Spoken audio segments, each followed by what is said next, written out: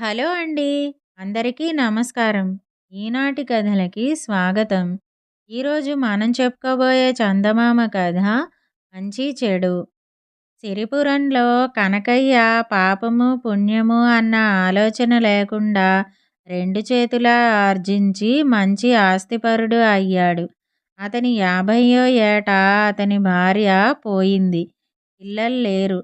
తనకు తోడుగా ఉండి అన్ని పనులు చేసి పెడతాడని కనకయ్య రాజన్న అనే వాణ్ణి నౌకరుగా పెట్టుకున్నాడు. రాజన్న కనకయ్యకు శ్రద్ధగా సేవలు చేస్తూ వచ్చాడు. రాజన్నకు పరిచయం ఉన్న గంగ అనే అమ్మాయి చాలా అందమైనది. సిరిపురంలో సంత జరిగే రోజున వాళ్ళిద్దరూ కలుసుకునేవాళ్ళు. ఒకనాడు కనకయ్య సంతకు వెళ్ళి రాజన్నను పలకరించిన గంగను చూసి, ఒరే, ఆ అమ్మాయి ఎవర్రా అని రాజన్నను అడిగాడు. వాళ్ళది చిలకలూరు బాబు, వాళ్ళ నాన్న పేరు రంగయ్య అన్నాడు రాజన్న.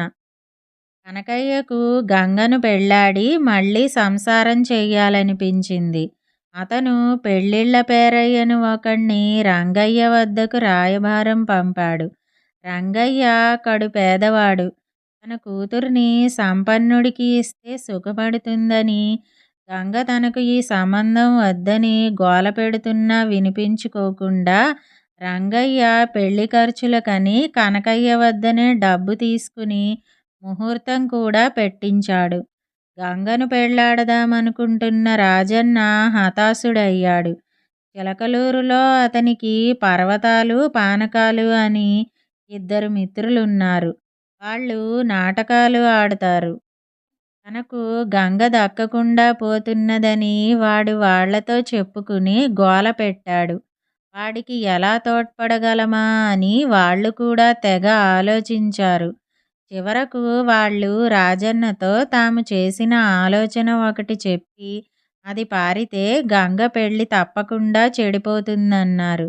రేపు ముహూర్తమనగా కనకయ్య రాజన్నను వెంటబెట్టుకుని తరలివచ్చి చిలకలూరి శివారులో ఉన్న ఒక వీధి బడిలో విడిది చేశాడు. ఆ సాయంకాలమే ఆ ఊళ్ళో ఒక పండు ముసలిది చచ్చిపోయింది. అందుచేత కనకయ్య పెళ్లి ఆపుచేయటానికి పర్వతాలకు, పానకాలకు ఒక మంచి అవకాశం దొరికింది. అర్ధరాత్రి కావస్తుండగా పర్వతాలు యమధర్మరాజులాగాను, పానకాలు యమకింకరుడిలాగాను వేషాలు వేసుకున్నారు. పర్వతాలు ఒక దున్నపోతు మీద ఎక్కాడు. ఇద్దరు వీధిబడికేసి వచ్చారు. వీధిబడి ముందు ఆగి యమధర్మరాజు వికటంగా నవ్వి, ఒరేయ్ భల్లూక ముష్టి, భలే మొండి ప్రాణంరా ముసలిదానిది, ఉచ్చులో నుంచి ఎలా గంతులు వేస్తున్నదో చూడు అన్నాడు. అవును దొరా, తమరు వచ్చారు గనక సరిపోయింది గాని దాని ప్రాణాన్ని ఉచ్చికేసి లాగడం నా తరమా అన్నాడు యమకింకరుడు. ఈ సంభాషణ విన్న కనకయ్య కిటికీ తలుపులు తెరిచి యముల వాళ్లను చూసి కొయ్యబారిపోయాడు.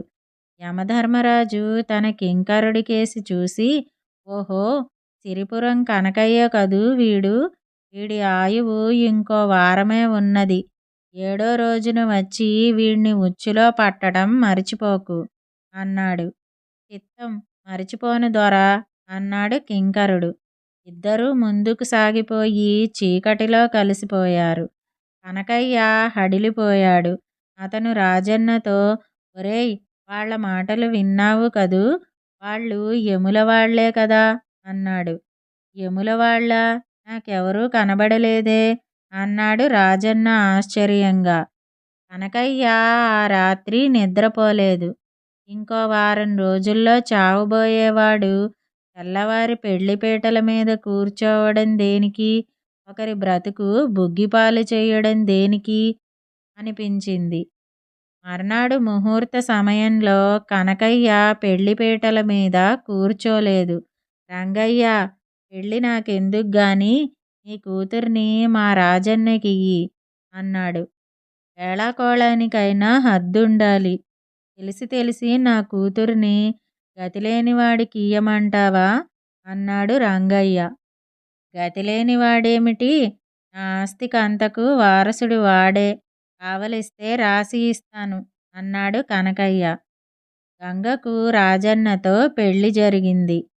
ఏడోనాడు కనకయ్య యమకింకరుల కోసం ఎదురు చూశాడు. కానీ ఎవరూ రాలేదు. ఇదండి మంచి చెడు అనే కథ.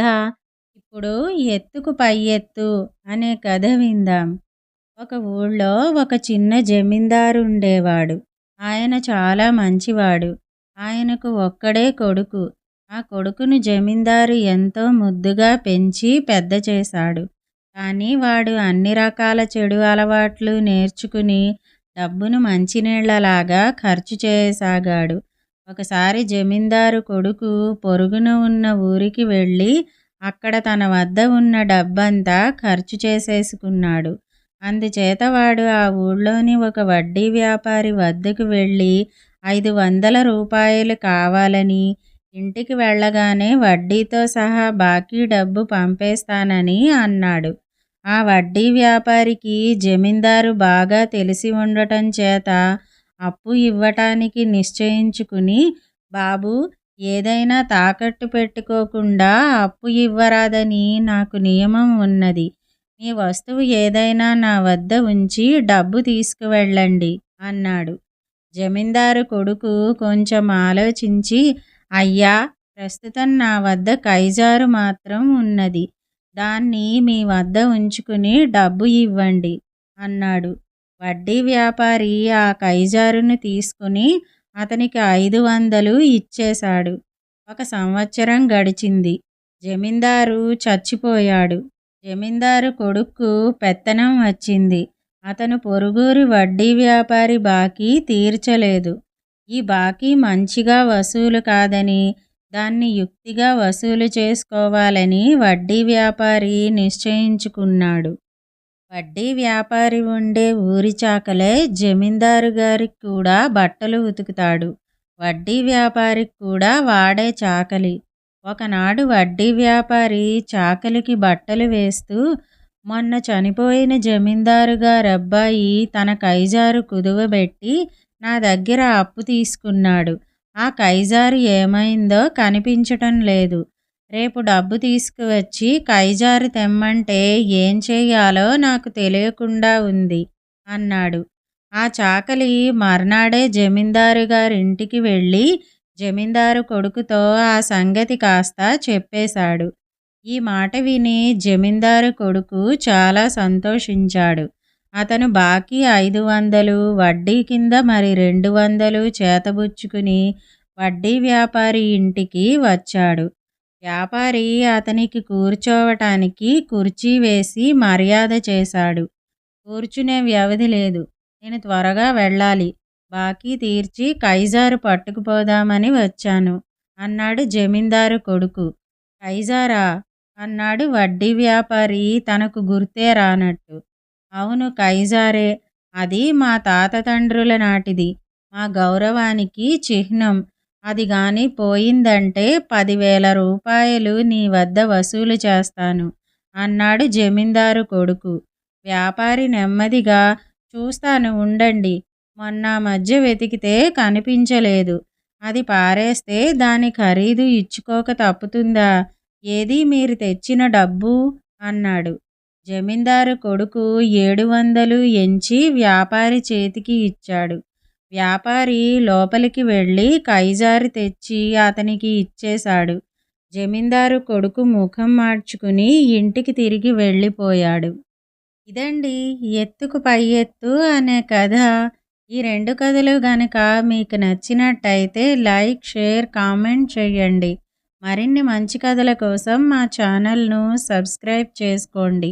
మళ్ళీ మరొక మంచి కథతో కలుసుకుందాం. అంతవరకు వింటూనే ఉండండి ఈనాటి కథలు.